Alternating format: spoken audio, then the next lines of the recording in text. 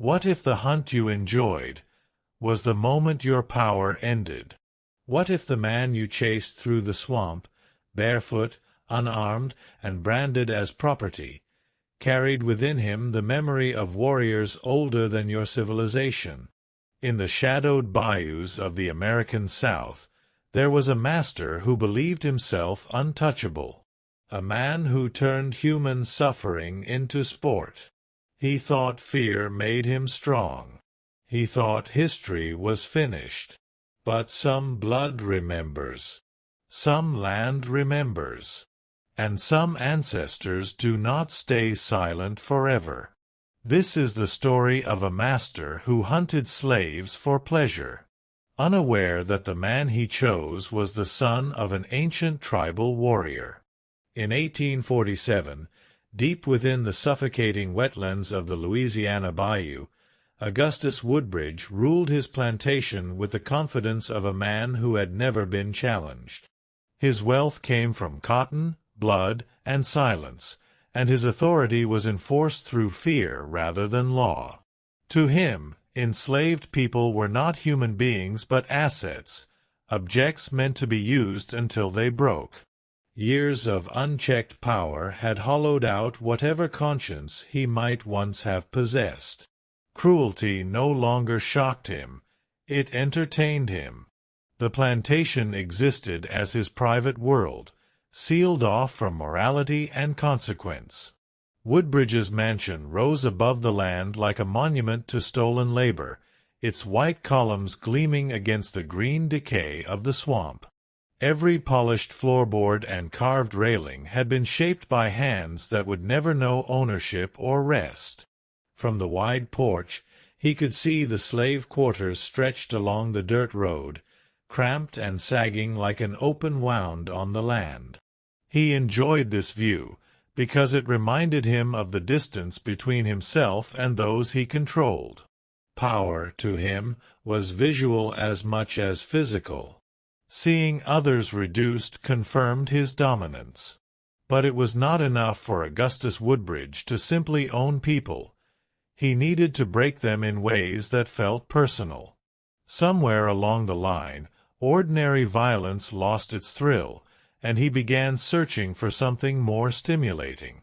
That hunger gave birth to his most depraved tradition, the hunt, a ritual disguised as sport, where terror was prolonged and hope was dangled like bait.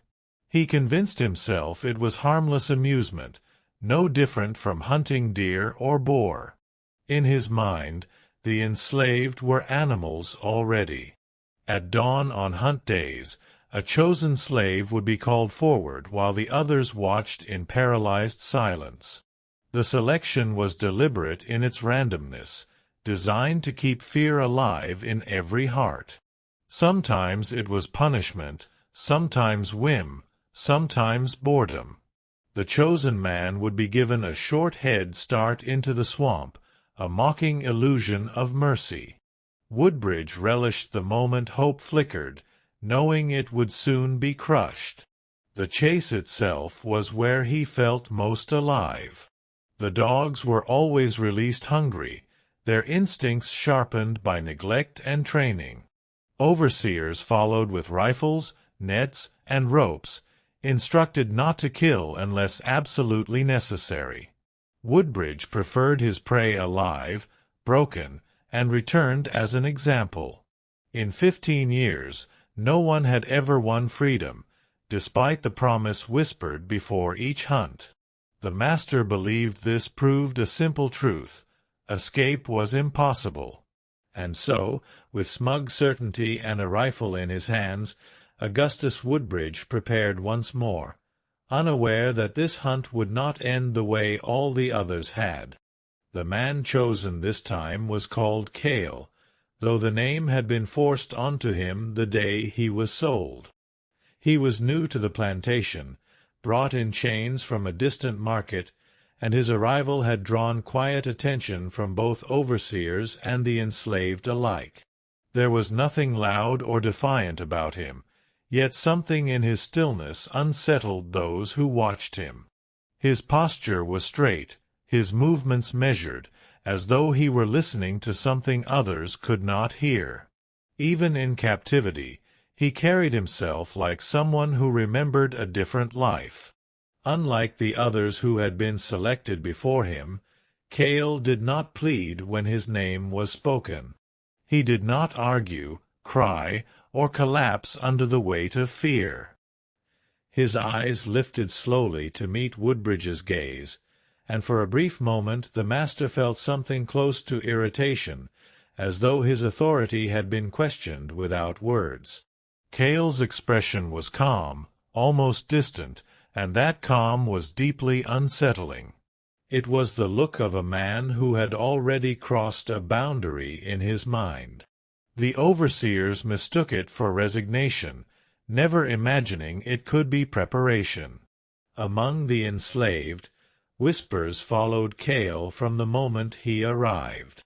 At night, in the low hush of the quarters, he spoke little, but when he did, his words carried a strange gravity. He told fragments of stories that did not sound like the Bible or the South or the world they knew.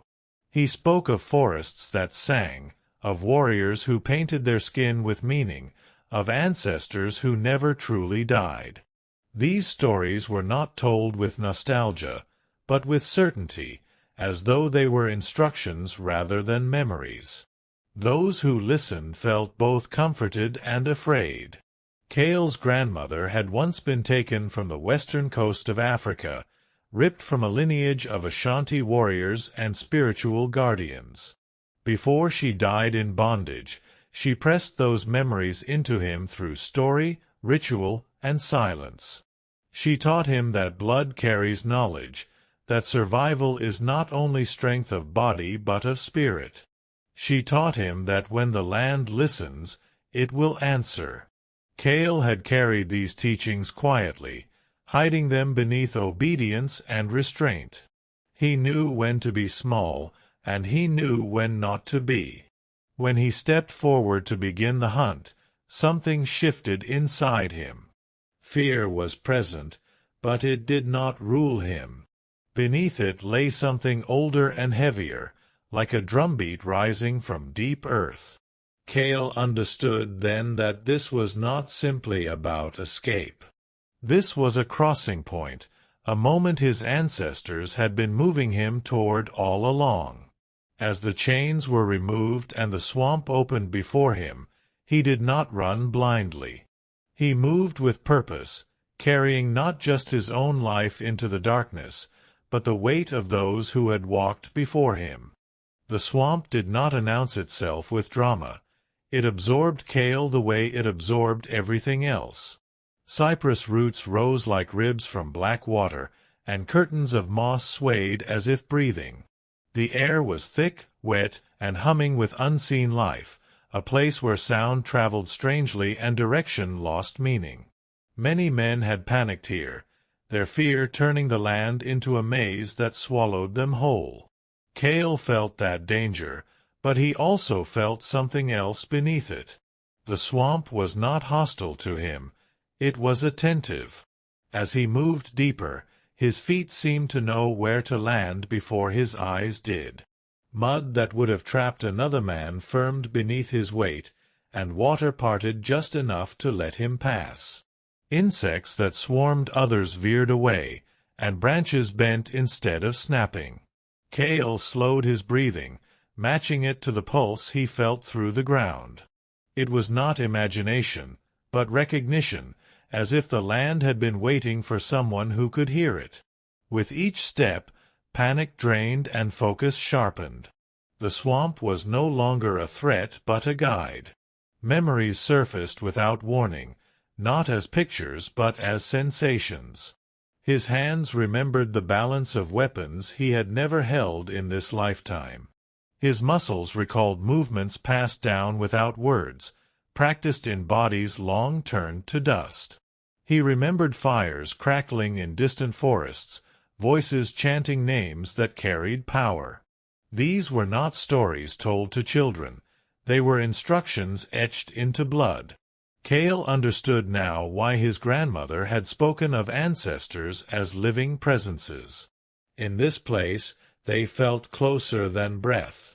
The swamp responded as if acknowledging him in return. Birds called out in patterns that felt deliberate, warning of movement behind him. The water carried reflections that did not always match the sky above, flickering with shapes that vanished when stared at too long. Time stretched, bending in strange ways, making moments feel both endless and fleeting. Cale sensed lines between worlds thinning, worn down by centuries of pain and resistance. This land had absorbed screams, blood, and prayers, and it remembered all of them. It was ready to answer. By the time the sun climbed higher, Cale was no longer simply moving through the swamp. He was part of it. His fear had transformed into something steadier, heavier, like resolve forged under pressure. The hunted man was shedding the role forced upon him, step by deliberate step. He understood that survival here was not about speed or hiding, but alignment. When the swamp closed behind him, it did not feel like being trapped. It felt like being claimed. When Augustus Woodbridge and his men entered the swamp, confidence still sat heavy on their shoulders. They had done this before, many times, and each hunt had ended the same way. Yet almost immediately, something felt wrong. The dogs whined instead of lunging forward, their noses twitching as if confused by the air itself. Horses stamped and refused to advance, eyes rolling white in their sockets. The swamp, once a familiar playground of terror, had shifted into something unrecognizable. The deeper they pushed, the more the world seemed to close in around them.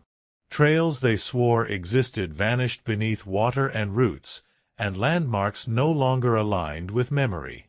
Sound behaved strangely, carrying whispers from impossible distances and swallowing shouted commands whole. A low rhythm began to press against their chests, slow and steady, like a heartbeat not their own. Woodbridge laughed it off at first, calling it nerves, but his grip on the rifle tightened. For the first time, the hunt was not obeying him. Then the dogs stopped altogether. They crouched low, tails tucked, growling not forward but all around, as if surrounded. One let out a sharp yelp and broke loose, fleeing back the way they came, and none followed. The overseers exchanged glances, unease creeping across faces hardened by years of cruelty. The rhythm grew louder, no longer imagined, vibrating through bone and breath. It did not sound like music, yet it carried intention. Something ancient was moving toward them. Cale stepped out from between the trees as if the swamp itself had shaped him. Mud and water clung to his skin, marked now with symbols that seemed to shift when not directly watched. His eyes were steady, unafraid, reflecting not submission but judgment. Behind him, shapes formed in the hanging mist, figures tall and resolute, their presence felt more than seen. They carried no chains, no wounds, only purpose. The hunted man had become the boundary they were not meant to cross. Woodbridge raised his rifle and fired, the crack of the shot tearing through the air. The sound died too quickly, swallowed before echo could form. The bullet passed through Cale as if through smoke, striking nothing that could be claimed as flesh. Panic finally broke through Woodbridge's bravado, raw and choking. He fired again, wildly, shouting orders that no one obeyed. In that moment, the master understood what it meant to be prey. The swamp surged forward, not with violence but inevitability. The figures closed in, and the drums rose to a thunder that drowned out every scream. Woodbridge stumbled backward, boots sinking where ground had once been firm, his power dissolving with every step. The men who had followed him scattered, blind with terror, chased by shadows older than language. When silence returned, the master was gone, taken not by mercy or rage, but by justice that had been waiting far longer than his life. By sunset, the swamp had gone still, as if nothing extraordinary had occurred. Augustus Woodbridge did not return to the plantation, and no search party ever found a trace of him. There was no body tangled in roots, no blood floating on the water, no marker to explain his absence. The land simply closed, sealing itself with the quiet finality of something finished. Those who waited on the porch until nightfall felt a strange, creeping certainty. The master was not missing. He was concluded. In the days that followed, the plantation began to unravel in subtle but unstoppable ways. Crops failed where they had once thrived, tools broke without reason, and overseers found themselves unable to sleep through the night. Whispers spread among the enslaved, carried softly from cabin to cabin, telling the same story in different words. They spoke of drums heard at dawn, of figures glimpsed at the edge of the fields, of a presence that watched but did not threaten. Fear began to change direction, no longer flowing downward from the big house. It rose instead from the ground beneath it. Without Woodbridge, authority fractured quickly. The men who had enforced his will argued, fled, or drank themselves hollow, unable to explain what they had seen in the swamp. Some claimed the master had been taken by spirits, others said he had angered God, and a few refused to speak at all. The enslaved noticed something else entirely. Paths through the bayou that once led only to death now seemed to open. Routes to neighboring lands appeared clearer, safer, almost guided. It was as if the swamp itself had shifted allegiance. Cale was never seen again, yet his absence felt different from Woodbridge's. Where the master left behind rot and confusion, Cale left momentum. People spoke his name not with grief, but with quiet reverence, as though saying it too loudly might disturb something sacred. Some believed he walked north under cover of night, others believed he dissolved into the land that had claimed him. A few said he had crossed fully into the world of the ancestors, becoming something more than a man. All agreed he had not been broken. Years later, travelers passing through the region told uneasy stories.